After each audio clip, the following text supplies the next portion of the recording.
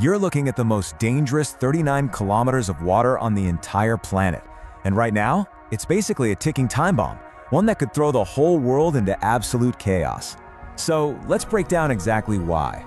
I mean, it sounds kind of crazy, right? A single channel, it's barely 39 kilometers wide.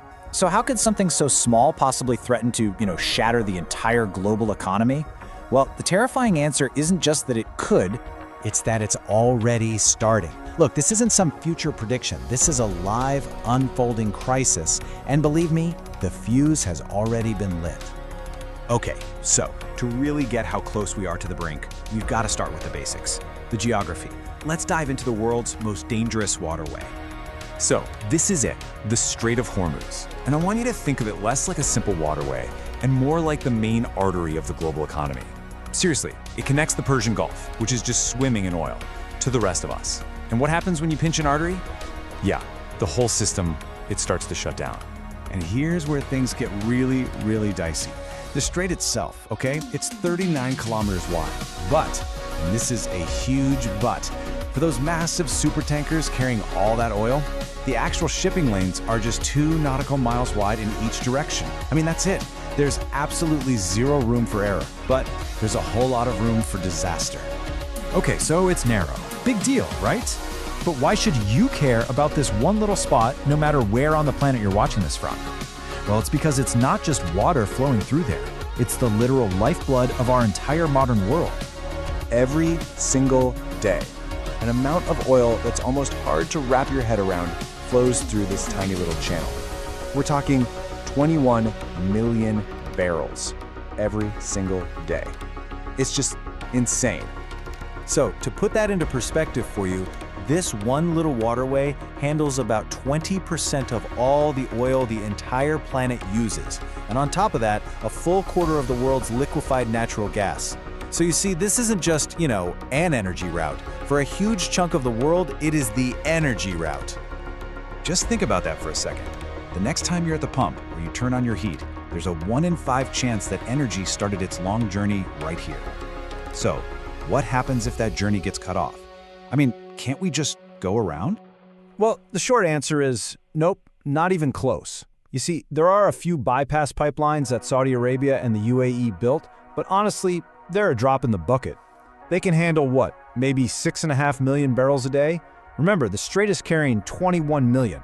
When you're talking about moving this much energy, there is no plan B. And of course, this kind of incredible vulnerability, well, it turns the whole area into a giant geopolitical chessboard. You've got these major players making moves that could literally tip the entire world into chaos. So first up, you've got Iran. Geographically, they're the gatekeeper. They control the whole northern coast, which gives them this incredible power. And they've threatened to use it over and over again, basically saying, hey, if we can't ship our oil, then nobody's shipping any oil. Then, on the other side of the board, you have the United States. They've kind of appointed themselves the guardian of the strait. Their whole mission here is to guarantee freedom of navigation. And they do that by keeping a huge naval presence in the area to make sure that choke point stays open at any cost. And then you have the countries that are completely dependent on it. We're talking about places like the UAE and Qatar. Their entire economies, their modern wealth, it's all built on shipping oil and gas through this strait. So for them, a shutdown isn't some political chess move, it's a full-on economic apocalypse. And all of this, it brings us to right now. Because this isn't some history lesson, and it's not a what-if scenario. As of March 2026, this crisis isn't on its way, it's here, and things are escalating fast. That long simmering shadow war between Iran and the US, it's not in the shadows anymore. It has exploded out into the open. The Strait of Hormuz isn't just a shipping lane now. It's become the direct battlefield in a really, really dangerous global conflict. And the fallout? It's already staggering. Shipping traffic? It's down 95%. The price of oil? It has shot way past $100 a barrel. Both sides are on high alert, militarily speaking. And you've got active tanker attacks, missile strikes. It's turned the whole waterway into a war zone. The choke point is literally being choked off. And here's the crazy part. All of this is happening while the strait is still partially open. So that leads to the really terrifying question, what happens if it shuts down completely? It would basically trigger a global economic heart attack. Think of it like a domino effect. First, the strait closes. Boom. Instantly, the world's energy supply gets slashed. We're talking a supply shock worse than anything we've seen in half a century. Right away, prices for everything, fuel, shipping, even your food, they just skyrocket.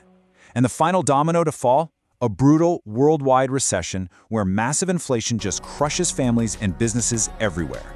And look, this isn't some abstract economic theory we're talking about. This is real life. This is the price you pay for gas doubling, like overnight. This is the cost of your groceries going through the roof. This is your job security suddenly vanishing. And every bit of it, connects back to this one single narrow strip of water. You know, one of the sources we looked at for this really put it perfectly. It said the Strait of Hormuz isn't just a sea route. It's the main artery that keeps the entire world's economy alive. And right now, that artery is on the verge of collapsing, catastrophically. So here we are, in this insane high-stakes standoff with consequences that are almost unthinkable. The entire world economy is literally hanging by a thread that's only 39 kilometers long. So the only real question left is, who's gonna blink first?